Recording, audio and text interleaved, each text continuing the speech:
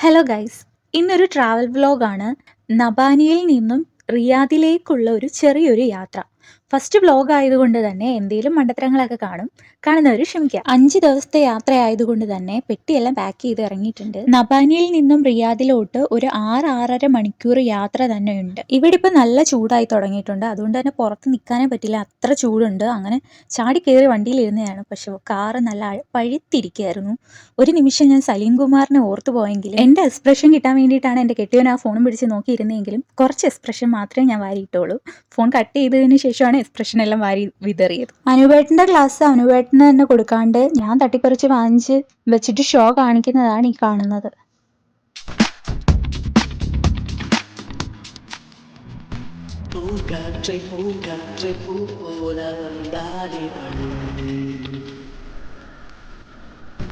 போகின்ற வழியெல்லாம் சந்தோஷம் தானிகள்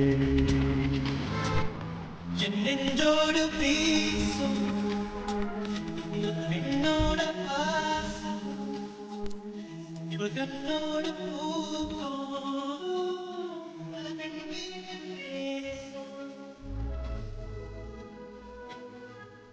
മജിമയിലെത്തിയപ്പോൾ അനുപേട്ടൻ്റെ ഫ്രണ്ട് രജീഷേട്ടനെ കാണാൻ വേണ്ടിയിട്ട് കയറിയിട്ടുണ്ടായിരുന്നു. ആ വിഷ്വലൊന്നും എടുത്തില്ലെങ്കിലും ഈ സൺസെറ്റ് എടുക്കാൻ ഞാൻ മറന്നിട്ടില്ല. കല്യാണത്തിന് മുമ്പ് ഒരു ടൈം വരെ 10 മിനിറ്റ് യാത്ര ചെയ്ത 11ാമത്തെ മിനിറ്റ് ഞാൻ വാളുവെപ്പായിരുന്നു. അതിൽ നിന്നൊക്കെ ഒരുപാട് മാറ്റിയെടുത്തത് അനുപേട്ടൻ തന്നെയാണ്. ഞാൻ എന്താ ഈ കാറിൽ ഇരുന്ന് പറയുന്നതെന്ന് എനിക്കും അറിയില്ല, അനുപേട്ടനും അറിയില്ല.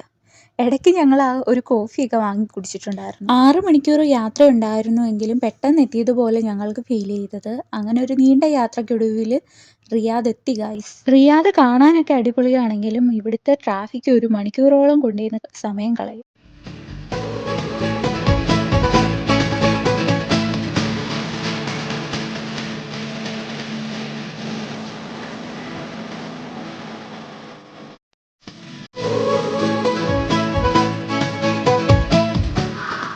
അങ്ങനെ ഞങ്ങൾ അനിയനെ കാണാൻ വന്നിട്ടുണ്ടായിരുന്നു. ആ ആടി ഉലഞ്ഞ് ഐസ്ക്രീമും കഴിച്ചു വരുന്ന നീല ടീഷർട്ടാണ് അനിയൻ. അനിയനും ചേട്ടനും കണ്ടപ്പോഴുള്ള ഒരു കെട്ടിപ്പിടി ഉമ്മ ഉണ്ടായിരുന്നു. അത് കൃത്യമായിട്ട് എടുക്കാൻ പറ്റിയില്ല. അവന് നല്ല വണ്ണം ഉണ്ടായിരുന്നു. ആ വണ്ണമൊക്കെ കുറഞ്ഞത് എങ്ങനെയാണെന്നൊക്കെ പറഞ്ഞിട്ടാണ് ഈ സംസാരിച്ചുകൊണ്ടിരിക്കുന്നത്. അങ്ങനെ ഞങ്ങൾ വന്നപ്പോൾ അവന് ഒരു പൊതിച്ചോറും കൊണ്ടാണ് വന്നത്. അങ്ങനെ അവിടെ കുറച്ചു നേരം സംസാരിച്ചൊക്കെ നിന്നിട്ട് തിരിച്ചു ഞങ്ങൾ റൂമിലേക്ക് വന്നു. ഈ കാണുന്നതാണ് മെലീസ ഹോട്ടൽ. ഈ ഹോട്ടലിലാണ് ഇനി 5 ദിവസം താമസിക്കാനുള്ളത്. റൂമിൽ വന്ന് ഫസ്റ്റ് തന്നെ അനുപേട്ടൻ ഈ അരിച്ചു പറക്കിക്കൊണ്ടിരിക്കുന്ന അനുയം കൊണ്ട് തന്ന സുഖിയനാണ്. ഞാൻ വീഡിയോ എടുക്കുന്ന ടൈം കൊണ്ട് അനുപേട്ടൻ ആ സുഖിയനെ കൊണ്ട് പോയി. ഈ കാണുന്നതാണ് റൂമിലെ എബണ്ടൻ ബാത്റൂം. വലിയൊരു ഷെൽഫ്, ഒരു മിനി ഫ്രിഡ്ജൊക്കെ തന്നിട്ടുണ്ട്, കെറ്റിലും കാര്യങ്ങളും ഒക്കെ തന്നിട്ടുണ്ട്. ഞങ്ങളൊരു സിംഗിൾ റൂമാണ് പറഞ്ഞതെങ്കിലും അവരും സിംഗിൾ റൂം തന്നെ തന്നത്. ഇവിടെ സിംഗിൾ റൂം അവൈലബിൾ അല്ലാത്തത് കൊണ്ട് തന്നെ ഫാമിലി റൂം ഒരു റൂം പൂട്ടിയിട്ടിട്ട് ഞങ്ങൾക്ക് സിംഗിൾ റൂം ആക്കി ഇങ്ങി തന്നു ഗൈസ്.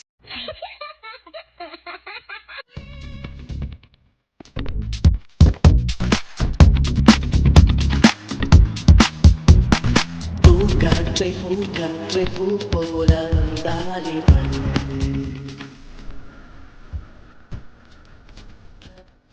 അങ്ങനെ ഫ്രഷൊക്കെ ആയി വന്നിട്ട് പൊതിച്ചോറ് കഴിക്കാൻ വന്നിരിക്കുന്നതാണ് ഈ കാണുന്നത്. അങ്ങനെ ഞങ്ങൾ വന്നപ്പോൾ ഞങ്ങൾക്കായിട്ട് ഒരു പൊതിച്ചോറ് സെറ്റ് ചെയ്തിട്ടാണ് വന്നത്. ഇനിയുള്ള 5 ദിവസവും പുറത്തുനിന്ന് തന്നെ ആയിരിക്കും ഫുഡ് കഴിക്കുന്നത്. അതുകൊണ്ടാണ് നമ്മൾ പൊതിച്ചോറൊക്കെ സെറ്റ് ചെയ്തുകൊണ്ട് വന്നത്. പൊതിച്ചോറിൽ മെയിനായിട്ട് വാഴയിലയിലാണ് സെറ്റ് ചെയ്യേണ്ടത്. പക്ഷെ ഞങ്ങൾക്ക് വാഴയിലയൊന്നും കിട്ടിയില്ല. അതുകൊണ്ട് ഫോയിൽ പേപ്പർ വെച്ചിട്ട് അഡ്ജസ്റ്റ് ചെയ്തു. അങ്ങനെ കുറച്ച് ചമ്മന്തിയും ബീട്രൂട്ട് തോരനും കാത്തോരനും മുട്ട പൊരിച്ചതും പിന്നെന്താ ചിക്കൻ ഫ്രൈയും ഉണ്ടായിരുന്നു. അങ്ങനെ എല്ലാം കൂടെ കൂട്ടിയിട്ട് കഴിച്ചു. അങ്ങനെ കഴിച്ചിട്ട് എക്സ്പ്രഷനൊക്കെ ഇടുന്നുണ്ട്. അനുപേട്ടനോട് ഫുഡ് എങ്ങനെ ഉണ്ടെന്ന് ചോദിച്ചപ്പോൾ ഒരു തലവലിക്കം മാത്രമേ ഉണ്ടായിരുന്നുള്ളൂ. അപ്പോൾ ഇന്നത്തെ വീഡിയോ അത്രയേ ഉള്ളൂ. എല്ലാവർക്കും ഇഷ്ടപ്പെടുകയാണെങ്കിൽ ലൈക്ക് ചെയ്യുക, ഷെയർ ചെയ്യുക, സബ്സ്ക്രൈബ് ചെയ്യുക, സപ്പോർട്ട് ചെയ്യുക. അപ്പോൾ ഓക്കെ, ബൈ.